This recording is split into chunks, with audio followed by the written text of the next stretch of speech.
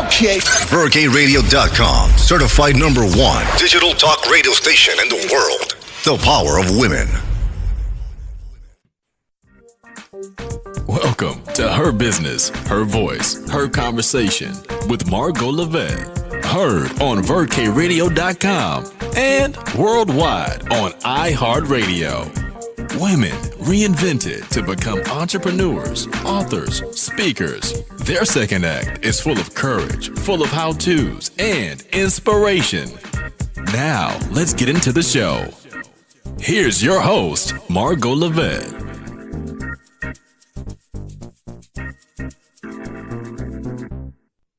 Well, hello, everybody. Welcome back. As I always say, another episode, Her Business, Her Voice, Her Conversation. Well, today, I'm not even going to hold back on the name. We're speaking with author, international speaker, coach. This woman just does so much for not just the UK, but for the globe, for all of mankind. And our conversation is with Maggie Georgopoulos. Maggie is an award-winning authority on mental health in the workplace. And this is important. I want everybody to stop doing what you're doing right now. Listen. Mental health in the workplace, okay? She has a unique story which she shares about her own mental health journey as a change maker and leader in the workplace. She is a strong advocate of ingraining a strong understanding and support of mental health into the cultural psyche of organizations. From an early age, Maggie had a drive to understand why things work. And I think that's fascinating. She's quite the outgoing young lady, and I understand that I can see why she is curious that way. Be it machine or human, in her journey, she has come on one solid conclusion, that there is no normal. And we need to embrace true diversity if we are going to really be able to create stability and sustainable organizations. I'm taking it a step further, and I hope that she doesn't mind. Sustainable and profitable, be it corporate or be it your own entrepreneurial ventures. So help me welcome Maggie Georgopoulos. Thank you, Maggie, for joining us here today. Thank you for having me. I'm really looking forward to chatting to you. Well, I wouldn't have it any other way. Maggie was featured. She is the cover of Womel magazine. And I tell you, it's a beautiful, the coloring is beautiful. May 2019, she is the cover of Womel.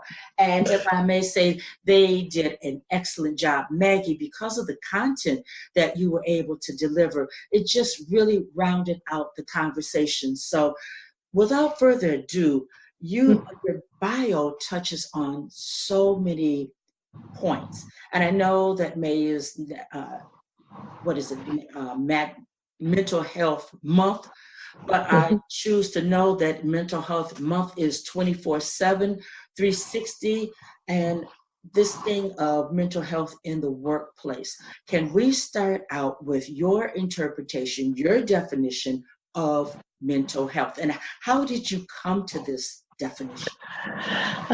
Well, to me, I think the biggest mistake we make with mental health is when we hear the words, we think bad. Whether we actually think the word bad or just the emotions related to it, we just think bad. It's like people say mental health and it's like, oh my God, that's awful. We forget that everybody has mental health.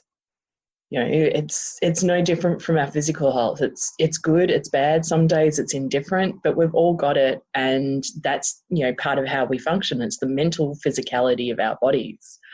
And how I've come to, you know, this definition that, and it's something that we all have, and it's something that we all deal with every day, is by being human. And actually being open to the idea that, you know, just because somebody tells me something's a certain way doesn't mean that it has to be that way. So being inquisitive as well. And also just wanting to understand why people said I wasn't normal, or people looked at me like I was different, or people treated me like I was different because of the ways I did or saw or approached things. Wow. Now you opened up another thought. the way you do things, the way you thought about things. Take us on, and we all have mental health. Yeah. Take us on your journey of mental health. What did that look like? When did you become aware of mental health? And we're going to lead this conversation up to what all of this has to do with the workplace. Well, so for me, I suppose it wasn't actually the eye-opening moment, but it was the start of the journey, so to speak, was when I was 17, I was diagnosed with bipolar disorder. And this came about as a result of the fact that me being super active, super involved, ducks of school type student, suddenly came home from school at the start of school holidays and spent the next 2 weeks crying, and I couldn't tell my parents why, and I couldn't explain to them why I felt the way I did.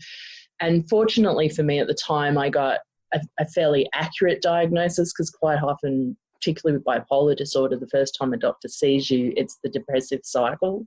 So they tend to only think it's the depression. But my parents explained the level of activity and the things that I do, and the fact that I didn't necessarily sleep a lot and things like that. So the doctor was actually able to see a far more full picture of me. So this student that was hypomanic, as in, crazy full of energy and had ideas and was doing an overload of subjects and was, responsible for running the school show and on the school council and on the volleyball team and on the table tennis team and in the cross country and the swimming and the overachiever to suddenly the student that's depressed, that's not, not because, I've suddenly got a bad result or something like that. I just was.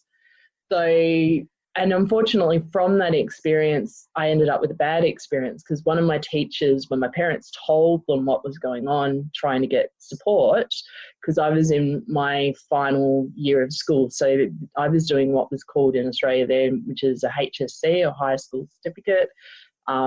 Basically it's, I think you guys do your SATs or something like that. Yes. It is. It's the things you get that get you into university. Yes. So we were at that stage. And, so my parents are explaining to the teachers what are going on to try and get the support. And I walk into my chemistry classroom, and my chemistry teacher's telling the other students that I'm crazy and I'm blaming everyone for my problems. Oh, my. Oh. So I learnt 2 lessons that day, and neither of them necessarily very good. And the first one was that you don't trust anybody. But the second one was that you don't tell anyone you've got a mental health condition, because they're going to believe there's something wrong with you. Mm-hmm. So for the next 30 years, I basically travelled a journey with bipolar where I didn't share it with anybody. And it wasn't until I was writing my book, Up the Ladder in a Skirt, which we can talk about later, I wrote a chapter on mental health, and I got my best friend she was editing the book, because, it's part of her specialty. And she's, had struggled a lot with depression, and I'd been there to support her and all the rest of it. And I hadn't realised that not once in her journey over a 10-year period had I mentioned that I had bipolar. Mm. So it was suddenly this big opening of the fact that, and it had come just from one instant and a set of cognitive behaviours and biases that were set up from that instant at a very young age that basically tailored my actions for the rest of my life. Mm-hmm. But having said that, even though I didn't tell people that I had a mental health disorder, my successes in my life through my career and in my workplace all came from the fact that I had that mental health disorder. Because most of my achievements occurred because of a level of normal that was in my life that wouldn't have existed if I didn't have bipolar. So the ability to work long hours when I stepped up into the leadership roles, and the ability to actually think at the speed that I did on things, and some of the creativity actually came out of the disorder. So my successes were because of the disorder rather than despite it. And it's one of the things I now take into a workplace. Because what I realized when I look back over my career is, whilst as a leader, I was very supportive of people who had mental health conditions, or at some stage during their time in the workplace ended up with a mental illness, or as demonstrated, as I said, with my best friend, I was very supportive, and our friendship started with her being someone who worked for me. So, you know, all of those things, I was very supportive of that. What I didn't do, and I realized was the missing link that really makes a difference in creating real change within a workplace, is I never talked about the fact that part of the reason I was so supportive is I know what it's like to live with a mental health condition. Long-term, short-term, however you want to look at it, I know what it's like to not just live with one, but to work with it, to interact with society, to live my life with that mental health condition as part of my life and managing it so that I can be successful and still be the person I want to be. So, yeah. And that takes, I mean, you are in a position to take the stigma out of having a mental health condition, because so many in the workplace, that is really taboo. And to say that my condition is a major contributor to my success, and you were very successful in a male-dominated field of industry. So you are able to show people how to turn what would be a downer into something that's really productive. That's interesting. Maggie, would you say that came out of your being transparent and your honesty and hindsight? Yep. And it's been a journey in itself, because, as I said, realizing that I wasn't speaking about it, and I talk about it being a level of inauthenticity, but I don't necessarily mean that I was inauthentic. It was just something I didn't realize I'd been doing. But because I was someone who stands up and advocates, being a leader as yourself, leading in your own style, being yourself. So if you happen to be a particularly feminine leader, be a particularly feminine leader, regardless of your gender, because that's another big thing to me. I dislike giving gender to personality traits or the way we do things. But the point is being authentically you. And I realized that adding the fact that I had a mental health condition, and yes, okay, I'm the larger proportion of my career was during a period of time where you just didn't talk about mental health in the workplace. And it's still, even though we're growing and we're starting to get better about it, it's still not something we really talk about, because otherwise we wouldn't be getting all excited about someone sending out a letter saying that they're taking a mental health day. It isn't something we talk about yet, but I already had a platform and a voice, and I realized that because of what I've done and the fact that the voice that I give to it is not a story of things that have been bad that I've rectified and then gone on to do good after I've so-called fixed the mental health thing. It's a story of living with my mental health condition and creating success with the mental health condition, not despite of it, but because of it. And being able to turn the dialogue on its head and get people to understand that we're not just talking about diversity from the perspective of, I want to see more stories about, women of, who are from the Middle East, or Black women or African women, or, just women in general, or I want to hear more stories about, transgender people, or more story those about their successes. But I can just turn it on its head another level to the fact that I want to hear the stories about the person with bipolar disorder who was successful, not the stories of, if you go to your fiction novel, the mother with bipolar was, loved by her kids but hated by her kids because she neglected them more of the time than she spent time with them. Or, the schizophrenic that was never able to properly connect with their family, or, the person who was depressed that never managed to do anything. I want to turn the stories on their heads. So I talk about my story and my successes, but I also introduce people that I've met along the way that I know that I've worked with that have things like anxiety disorders and depression and things like that, and still are successful and working and managing with those disorders in order to continue to create their success, because it is, it doesn't have to always be a part of you, but sometimes it is a part of you. And the point is, mental health is a part of us, and it's getting us to understand that dialogue of it being something that we need to talk about. Wow. You are bringing, excuse me, you are bringing society to a place where we should have arrived yesterday. And I'm glad that you're leading us to this place where we can be transparent, especially in the workplace where most people spend 40, 50, 60, 70, 80 hours a week, most of our lives. The conversation can be fabulous, as you say. You have this condition, but you still are successful. You're contributing. If a person didn't know, they wouldn't even know what's going on most times. So, wow, I so love this. And you are so authentic until people have had a chance to read about you on Forbes and Entrepreneur Magazine, HR Future, HRM, Human Resources Media.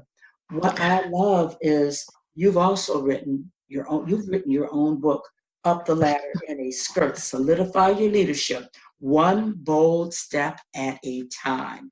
And for you to tell your story is actually taking one bold step at a time. So you gave us some background on how you feel so deeply, this is your life, the mental health in the workplace.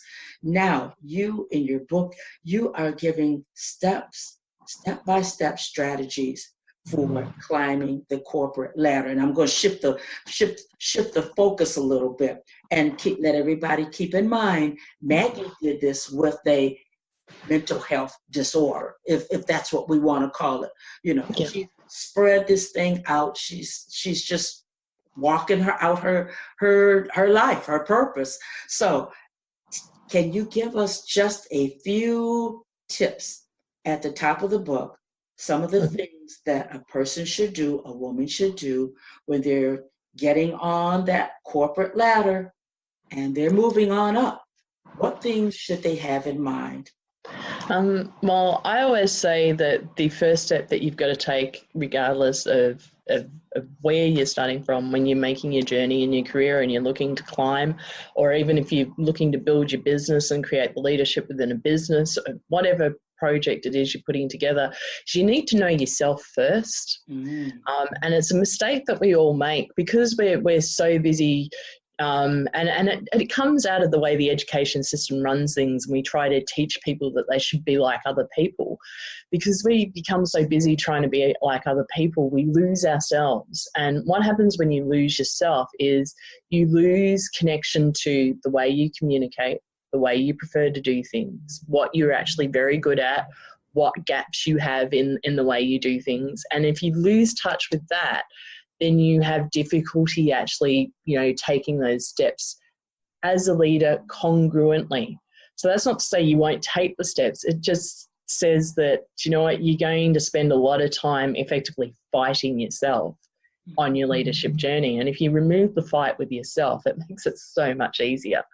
And it's easy for me to say that because I've got 20/20 hindsight to put into action as well. So it's never a smooth journey, and we all make mistakes, but the big lesson is to learn from them. So if you understand yourself, then it makes it easier to understand, well, one of the big mistakes women in particular often make, but it's not just women, it's men of a particular personality type, is in that effort to prove that they're capable, to prove that they're part of the team, to prove that they can step up, is they often will take on work that people are just basically jumping with this idea that they can prove themselves by showing what they can do. And the problem with that is you will end up potentially with a load of work which is not in your wheelhouse. It's not your area of expertise. It's not what you're capable of doing. And what you end up doing is showing yourself up as being incapable rather than capable, because you've taken on work you should have never taken on. And whilst I understand that, there are things when we're working that we have to take on regardless of whether or not it does really fit, and it's a desperation. It's like, do you know what, right at the moment, you're the only member of the team that actually has the time to slide this in. That's conversations. And once again, it comes down to understand yourself properly, understand the people you're working with so that you know how to communicate properly, so you don't trap yourself into something that's going to do you damage and make someone else look good as a result of it. Been there, done that. I raised my hand on that one. So trying to prove yourself and fit in, and you just better than sliced bread, as they say.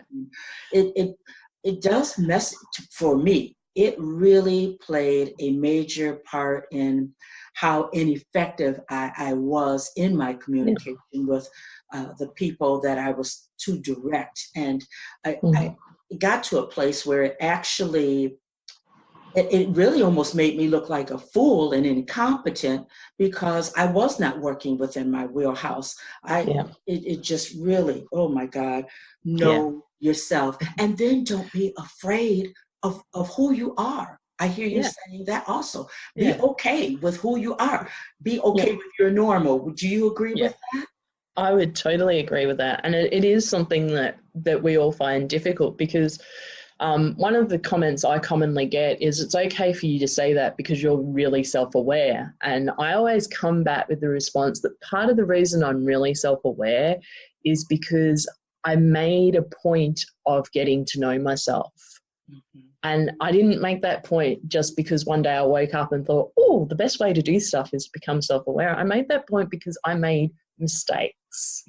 I took the job I shouldn't have taken and ended up heading down the wrong path for a while. I, had the leadership deal that I needed to deal with that nearly sunk my career. I've made all those mistakes. The point was that rather than trying to brush them under the carpet or push them aside, and I'm not saying I necessarily looked at them in the instant they happened, I reflected on them. Every time I went to take a new step, I reflected on why something didn't work or what I needed to change or do differently to make sure that this time it actually went the way it was supposed to. And it takes a lot because it's not much fun looking at your mistakes because particularly, once again, as women, we tend to do this. And I think this, rather than a gender thing, although I do have a friend that might argue that it is a biological trait, I think that rather than a biological trait, it's a culturally ingrained trait. So from when we're little girls, we are often put in situations as little girls where we're effectively taught that we need to, be quieter about what we do. We need to be more delicate because that's not what a lady does. We need to be gentler about the way we respond to stuff because a lady doesn't do things. And once again, I do realize it's a generational thing and the current generations coming through don't have quite so much of that. But there is still a level of it. And because of that, when we're reflecting as women, we have all these little voices running through our head going, oh my God, I've turned into that shrew. And it's like, no, you haven't. Was that a good thing to do? If it was a good thing to do, that's okay. Don't take that away. What was it that didn't work? Try to stand back and instead of, looking at it through the cultural lens that your mother and your aunt and your sisters and your friends and whatever have laid down on you over your life, try to look at it through an unbiased lens of, as an individual, did I do this right? If so, then that's good quality. If I didn't, why was it? Why didn't it work? What about it didn't work? So you start to become more self-aware of what it is about you that's good. Because one of the things I love is a person, regardless of their gender, who is able to know what they're doing, articulate what they're doing, get that information across in a strong and confident manner, to me is a great leader. And to me, I don't give a crap what their gender is as long as they're confident in what they do. Because the minute you start to show those leaks of oh, they're going to think I'm this, then you're undermining your own self-confidence and you're undermining your own self-awareness as well. Oh, wow. That is true. I'm finding that to be true in corporate and as an entrepreneur. You are so right about getting to know yourself. And I think as you age, as you come in your 20s, 30s, 40s, 50s, 60s, 70s, 80s, 90s, everybody ought to take a step back and really reevaluate, reacquaint yourself with who you are, because we change so much so that we can be authentic to ourselves for the work that's before us. Wow. And this is part of this conversation. You're covering step-by-step strategies for climbing the corporate ladder. This is coming from your book. I want everybody to know that, because this is the reason why I'm advocating be sure to get her book. But there's another thing. There are 3 more things, Maggie, that just jumped out to me from your book. You are spot on. Conquering the voice that is telling you you're not good enough. You hear that voice in corporate. You hear that voice when you're an entrepreneur. Would you speak to that, please? Okay, so and I'll speak to both sides because I must admit, one of my favorite authors on this area is a lady called Tara Moore, and she writes a wonderful book which is called Playing Big, and she talks about the voices in our head a lot, and there are a lot of us that actually touch on it, and we've all got them. And I always talk about the fact that the voice in my head is my mum, because I love my mum. My mum's wonderful. She's an amazing woman and did amazing things. But unfortunately, growing up, I never heard her praise me. So what happened is I grew up with this little negative voice in my head that said, well, you did that, but. So the little but wrote in, and it just became that little voice. So I know that's one of the voices that go there.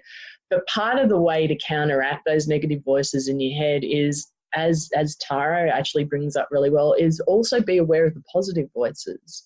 And I often get people to do activities where they will keep a notebook or a journal with them for a day or a couple of days, and every time one of those little voices flips across your brain, when you're doing something up and so you might be working on a project or something, and you realize you've just spent half an hour going down the wrong track, and the little voice in your head goes, oh, you idiot, of course you've messed that up, that's the sort of stuff you always do.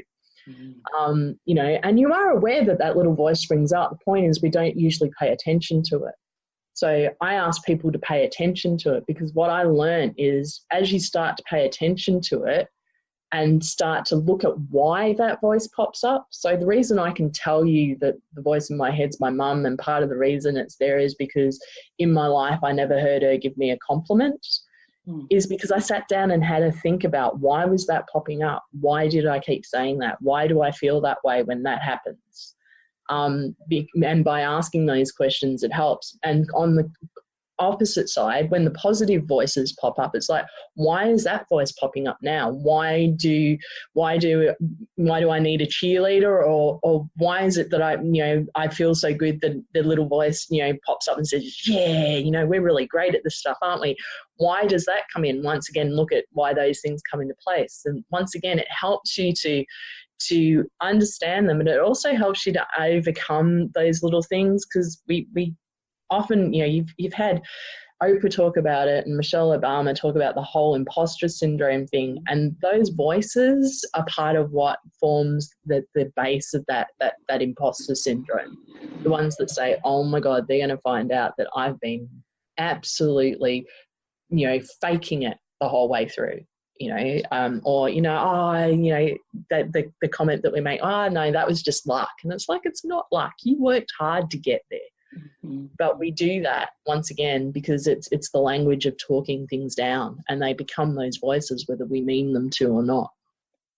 Well, I tell you what, that part of your book stuck out to me, because I can't tell you how many people have been on this show, and they've admitted to the imposter syndrome and alluded to other people that have been on their shows when I've had sister podcasters on, and that is universal. So now we know, pay attention to it. And I've learned to understand where that imposter syndrome is coming from way back when I was a kid. So I've done what you said, pay attention to it so that you can counteract it. Because what I found is if you don't pay attention to it, it will suck you in so deeply until you'll be paralyzed and you won't do anything, at least for myself. So, and then you won't be able to climb the corporate ladder. You say that, hey, the good old boy team is there. They're right, and there's no room for me. And oh my God, So and do you know what? You don't want to hear what's going on in their heads. I'll tell you. Oh no. Now that's dangerous territory right there. If they're honest, that's dangerous territory. Yep. Another thing that's jumped out to me is when you said, learn to use a sense of community to climb the ladder. And the first thing that I thought, I'm going to ask her about that, because people are making the difference these days between managers and leaders. So I want to put a twist on this. If you are a manager, then is it impossible for you to lead with a sense of community? Not necessarily, but there are very strong differences between someone who's a manager and someone who's a leader. So someone who's a manager has a title and has responsibilities as part of that title, but they may not actually be a leader. As in, they may not have the qualities or the ability to engage with their team or their community in order to inspire people to follow them. Whereas you can have someone who is a leader who is not a manager, who doesn't have the title of being a leader, but he's able to actually inspire people to follow them because they've got that sense of connectedness and community. And it's all about, to me, a true leader is someone who's not afraid of actually praising or having somebody else effectively being the person that's better than they are. I always maintained that I knew I'd done my job well if the person who replaced me was better than me. And the reason why I always took that logic is because part of that sense of community and part of being a really good leader as opposed to just a manager is recognizing the qualities that your community has, or your team, if you're looking at it from a workplace perspective, regardless of what perspective you're looking at, recognize the qualities they have. So, who's the person that's data driven and can see the potential negatives in every situation? There's your risk manager. Who's the person who, is able to see the bigger picture and see, the different paths that we can potentially head down? Who's the person that can take that and plonk the detail in that's needed to be there? So being able to understand who each of those people are and making sure that you're actually working with your team in such a way that they feel like they belong together, that they feel like they're working together, and they feel like that as a community, they're actually creating the success that each of them are actually winning from, rather than just one person winning from it. And to me, that's the sense of a true leader. And it's one of the things that when we look at styles of leadership and the way we assign genders to it, because of at the history of males tending to lead in a particular way, mainly because they tend to hire in their likeness, so they replace their type of leader with the same type of leader. We tend to assign a more competitive style of leadership to being a masculine style of leadership, whereas that more community style that looks at how everybody works together being a more feminine style.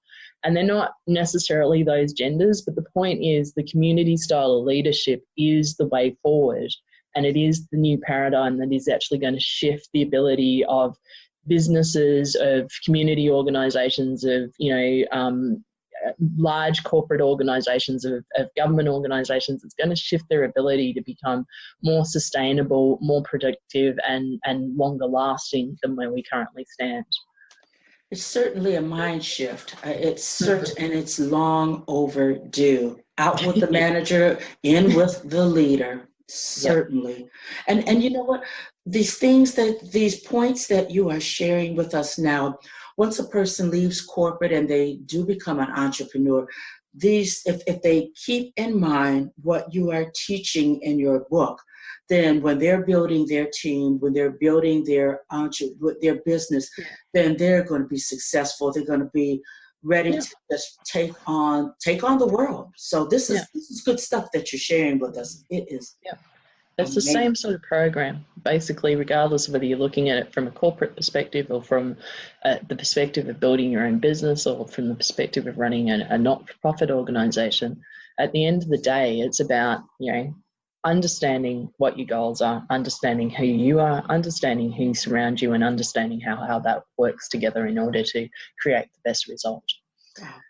And you know what? When I hear you say that, Maggie, it takes me back to getting to know yourself and that big C word, clarity. Yeah. Clarity with every step, that bold step that you take, make sure that there's clarity. Wow. Yeah. I just have one other thing from your book, one other point from your book. I loved when you asked the question, whose ladder are you climbing? At first I laughed. Because it goes back to, whose ladder are you climbing and how to learn to make it yours? Because most of the time we aren't climbing our own ladder. So can you speak to that, please? So I suppose from my own personal perspective, as I said, one of the things that everyone's kind of in awe of is I became the executive chairman of the board of a large agricultural company in Australia at the age of 32. I received, company director scholarships. I sat on multiple manufacturing boards, etc., all in that time. And part of the reason I was there was because I just happened to be good at it, and everyone told me that's what I should do. But what I realised is I took a 12-month sabbatical out of that position and headed up a not-for-profit. Which was, fortunately for me, I got the added bonus of the fact that the organisation has general consultative status to the United Nations. So I got to see a very different perspective of things. But what actually happened is when I stepped down from that role and went to go back to corporate, I suddenly had my eyes wide open, and I realised that even though I had this whole path mapped out that I was going to go back in at a different level into a large multinational with the aim to eventually becoming the CEO of said large multinational and all the rest of it, I realised that actually that wasn't my ladder. That was the ladder that had basically been prescribed by people around me because, well, you're good at this, so this is what you should do. And I realized that my genius, while it could take me up that ladder, could also take me in a totally different direction. And this different direction was something that sang to me. It made me feel whole. It wasn't just, I'm good at this. It was, I'm good at this and I love what I'm doing and I love the impact that I'm able to have and I'm loving the difference that I'm able to make.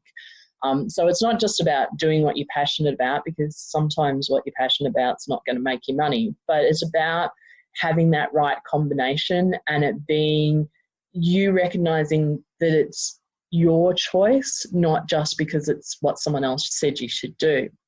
And it's a conversation I often have with school kids in particular, because I like to explain to them a couple of things. And the first one being, do you know what, at the age of 16, 17, 18, you got your whole life ahead of you and it doesn't matter if you change your mind. Because we spend so much time at that age trying to tell them that they're deciding the rest of their life, and that's rubbish. It's utter rubbish. And it's the fact that, we need to realise that, sometimes we may have started climbing our own ladder and it might have been the right ladder, but somewhere along the way things changed and we're now on the wrong path, and it's okay to step off that ladder and step onto another one. It might be at the same level. We might step down in order to step back up, whatever it is we need to do to make sure that the path we're following is the path that we want to be on and that we feel comfortable with being on, that sits with our values, that sits with our lifestyle, that sits with what we want to do within the world. That is saying that you summed it all up, actually. I mean, we could really, as they say, drop the mic right now, because when we look at and speaking of the boomers, and I think that this is probably global, so many boomers are retiring, but they're not retiring. They're stepping back corporate in a brand new position, something that they want to do, something that's not just dropped in their lap. Yeah. It's by choice. Even for myself to start this podcast, it was my choice versus working at a major corporation. And I mean, it's like night and day. So what I hear you say to everybody is give yourself permission to pivot and change. Yeah. Give yourself permission. It doesn't have to be a big deal. Do that. And if I just want to get this out also because I totally agree with you concerning the younger generation. You can make your choice, make your choices and change, and it's totally all right. I don't care at 5 years old you want to be a pilot, at 20 years old you decide you want to be a fashion model, whatever, you give yourself permission. So And it is important. And it's one of the things I always, when I introduce it, I always say to people, in my lifetime, I've been an engineer, a teacher, I've been in the army, I've worked in agriculture, I've worked in manufacturing and oil and gas, I've worked in education, in finance. You don't have to decide the rest of your life today. Yes. I love that, Maggie. I mean, when you name everything off, I wouldn't even picture you in some of those arenas, but then there's that thing of diversity. Would you say that the older you get, the more curious you get, and maybe that's why you know some of in this arena and something over here? And I think that you're probably just a naturally curious type of woman. Yeah, I think that's part of it. And it's also part of the reason that regardless of where I shift in my life, I will honestly say that if people ask me, what I am, even though I might say, well, I'm a keynote speaker and I'm a consultant or whatever, at the base of it, I'm an engineer. And the reason why I always say I'm an engineer is because one of the fundamentals of an engineer as a persona is that they're curious. I want to know how things work and why they work that way. So, as you said in the introduction, regardless of whether it's a machine and pulling it apart to see how it works and how it might be able to come better to work better, or if it's a human being, and it's one of the bits where I get to be a little cheeky because I can be very thing orientated as opposed to people's feelings orientated at times. But to me, people are something that's a natural curiosity to me. I want to understand why somebody thinks the way they think and why they do things the way they do things and why they act the way they do and why they interact with other people the way they do. So my natural curiosity is to tear that down and put it together, and you can't do that if you're just in one place all the time. So as a component of that, it means that it fits so nicely with my drive to travel to different places, to learn different cultures, to live in different cultures, to interact with people from different cultures, which has, given me that lovely burst of life where I've got to live in bush communities in the middle of Tanzania with no running water and electricity, and I've lived in Iraq, and I've lived in the United States and the UK. So I've had everything from first world to third world, and I've enjoyed every minute of every experience because it's taught me something new and I've learnt something new. So yeah. That's the reason why you are Maggie Georgopoulos. That's the reason why. Quite an amazing lady. Amazing. I appreciate this time that you spent with us. Gosh, there's just one other question that I want to ask, and I'm looking at the time, and I know I have to move it along, but this thing of balance, and you've traveled the globe, you've been in many different situations, but when we come back to corporate America and our mental health, this thing of workplace balance, will you speak to that briefly? Is that just a fallacy? Because I never found workplace balance myself. Now, maybe that's just me. I think that there's another way to look at that. What are your thoughts on it? Once again, you might pick up on the fact that I'm a bit of an avid reader as well. So there's a book called The One Thing, and they talk about the fact that the idea of balance is a myth. And it is a myth, because if you want to look at your life properly, at some stage, regardless of what you do, something has to give in order for you to have something else. And part of the reason that becomes the case is because there are only so many hours in a day.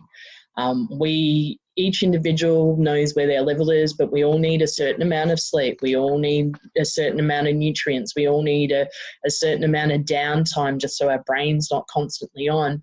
And it's different for everybody. So my so-called balance is not yours, and my balance is created in a way that suits me. So my balance may actually be that I work longer hours because that's what I enjoy and that's what my big drive is at the moment. Whereas your balance might be that you actually give a little bit more time to being at home with your family or whatever it is, because that's where you want to be at the moment. And the point is understanding what your priorities are and creating your so-called balance in order to meet those priorities. And if that means that the role that you're in is not going to meet those priorities, then it means maybe you need to start looking for a different role. And I think where businesses come in and need to be more wise to this is, I think businesses, regardless of whether it's corporate America or whether it's entrepreneurial America or anywhere in the world, businesses need to start to understand that we're at the dawn of a completely new age.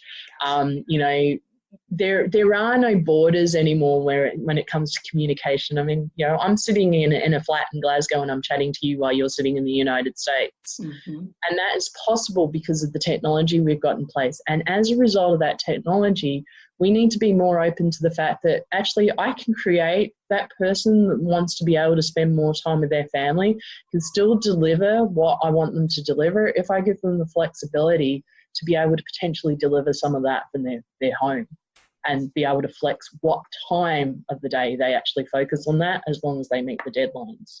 And so many other options in that. And that's where it comes back to, we need to be open to the conversations about looking after mental health, because everybody is different in what they need for their mental health to be in a good place. Everybody's different for what they need for their physical health to be in a good place. And these are responsibilities of organisations, not just the individuals, because we need to provide the place for people to be able to thrive, not just survive.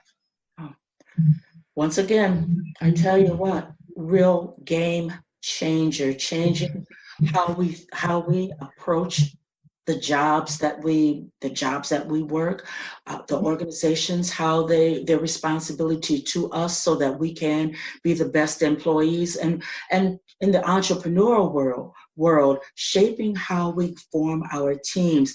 Maggie, you've given us so much information. I tell you what, I hope, and I always advocate, you have to listen more than one time to these episodes, because Maggie has really you've poured it into us, and you're leaving us with a very special offer.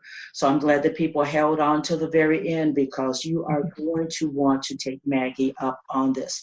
She's happy to offer a downloadable copy of her book, Up the Ladder in a Skirt. If they're interested, you just need to tweet with the hashtag Up the Ladder in a Skirt.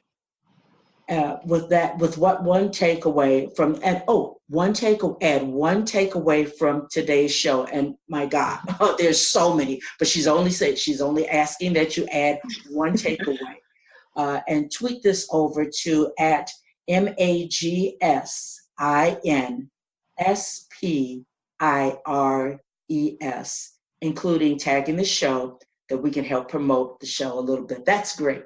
Promote this, because and I'm not just saying that because I want numbers. I want people to hear. I want people to understand about mental health in the workplace. I wanted them to understand about climbing the corporate ladder, because you are from this brand new age of leadership in corporate, brand new age of leadership, period. So what you're laying down for us today are guidelines. It's definitely a handbook that you are giving away to everyone that must be followed. So Maggie, thank you again Thank you. I'm looking at the time. We have most of the time our conversations are 30 minutes, but there was no way we could get all of this in 30 minutes. So any last parting words? I just feel as though there's so much still to be said until I hate to let you go, Yeah, well, that's okay. I'm the conversation has been wonderful, and thank you so much for having me on the show. My one thing, as I said, please do tweet with the hashtag and your takeaway, because it'll create a conversation that'll keep going. And this is an amazing program and deserves the conversations. But most of all, just remember to be you, because that's the best person you can be. That is sage advice. And what I like about Maggie is that she's an avid reader, as she already stated. But what she's presenting to us comes from been there, done that. I know this. She's speaking from where she's been, what she knows, what she's observed. And it doesn't get more authentic than that. So I thank you, listeners, so very much for your time, for your attention. And everything that Maggie has brought to us, I really know that it's good for corporate, and it is good for when you reinvent yourself. Speaking of reinvention, I reinvented myself. I left corporate, and now I am a podcaster, an author, and I want to pass on as much information as I can, which I do through these shows. That's the power of being a podcaster. If you want to know more about my story and the story of 4 other women that I've included in my book, go over to herbusinesshervoice.com. No fluff, just a lot of how we did it. And look at us now. No bragging, just how we did it. You can do it also. You can reinvent yourself. So that's it for another episode. We'll be back next week. And wow, I can't get off the line, but I know that I must. So I'm going to close it out right here. Her business, her voice, her conversation. We'll see you next week. Bye-bye. Thank you for listening to Her Business, Her Voice, Her Conversation with Margo Lovett. Since you like what you heard, go over to herbusinesshervoice.com to get a copy of her book. Subscribe to the show and receive updates, free products, and offers. Be sure to let family, friends, and colleagues know about the show. Margo returns next week with a brand new dialogue on Her Business, Her Voice, Her Conversation.